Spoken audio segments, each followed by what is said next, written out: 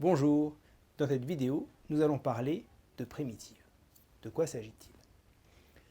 Dans les cours précédents, nous avons travaillé sur la notion de dérivée. Et nous avons vu comment passer de f à f'. En particulier, si f est une somme, un produit, une composée de fonctions que l'on sait dériver, alors on sait calculer f'. Et la question que l'on se pose tout de suite, c'est si je connais f', alors est-ce que je peux trouver f? Soyons un petit peu précis. Étant donné une fonction g, on peut chercher une fonction f telle que la dérivée de f soit égale à g. Et dans ce cas-là, on dit que f est une primitive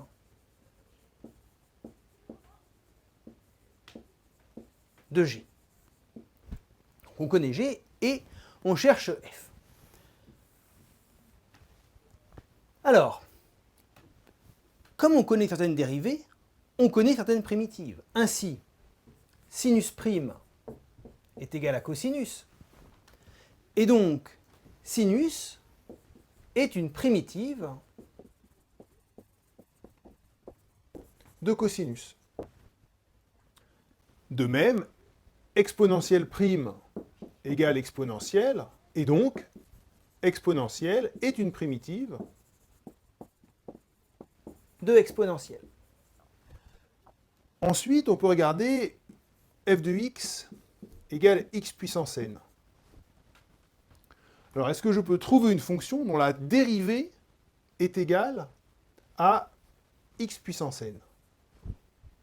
Bien, oui, si je pose f de x égale 1 sur n plus 1 à, pour n différent de moins 1, x puissance n plus 1, alors f' de x est égal à g de x, c'est-à-dire x puissance n.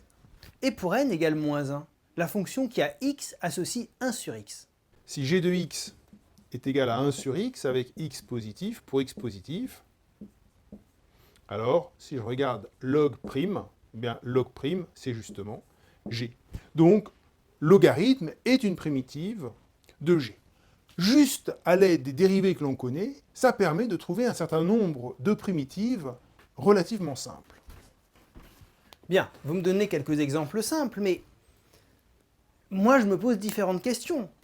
Lorsque j'ai une fonction g, est-ce qu'il existe toujours une fonction f, telle que f' égale g? Est-ce qu'une telle fonction existe toujours? Autrement dit, une fonction g possède-t-elle toujours une primitive? Et puis, une autre question que je me pose, c'est une fonction g a-t-elle plusieurs primitives? Ça fait des questions. Eh bien, ce n'est pas du tout une question simple. Savoir si une fonction g possède toujours une primitive, non. La réponse est claire, pas toujours, mais souvent. Il y a un théorème très important, que vous verrez plus tard, qu'on appelle même le théorème fondamental de l'analyse, qui dit que si la fonction g est continue, alors elle possède une primitive. Votre deuxième question est plus simple. Y a-t-il une seule primitive ou y en a-t-il plusieurs? Bien, on va prendre une fonction f définie sur un intervalle et on va supposer qu'il y a deux primitives.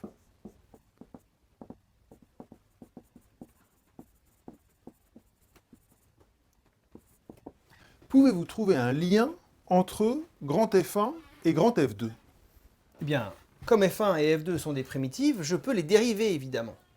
Alors si je dérive f1 moins f2, c'est égal à f1' moins f2', propriété de la dérivée. Et ça, c'est égal à f moins f. C'est donc égal à 0. Et donc, f1 moins f2 est constante. Attention, vous oubliez une hypothèse pour pouvoir dire que f est constante. Comment ça, j'oublie une hypothèse? Si la dérivée est nulle, alors la fonction est constante. Attention, cela n'est vrai que sur un intervalle. N'oubliez pas. Ah oui. Par exemple, une fonction qui est comme ça,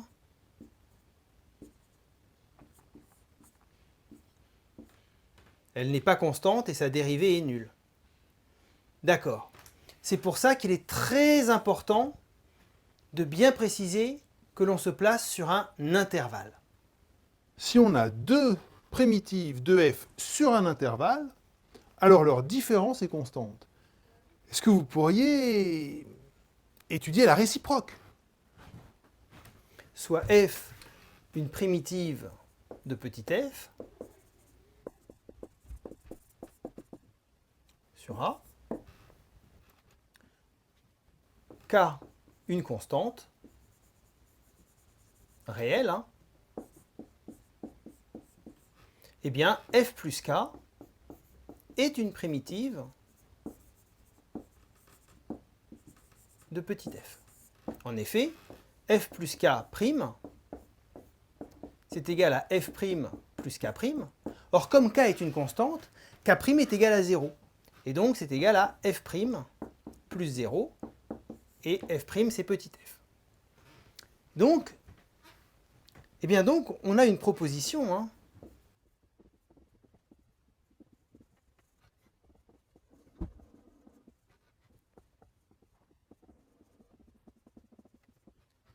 Si on a une fonction f qui est définie sur un intervalle, et grand F une primitive de petit f, alors l'ensemble des primitives de petit f, c'est l'ensemble des grands F plus k.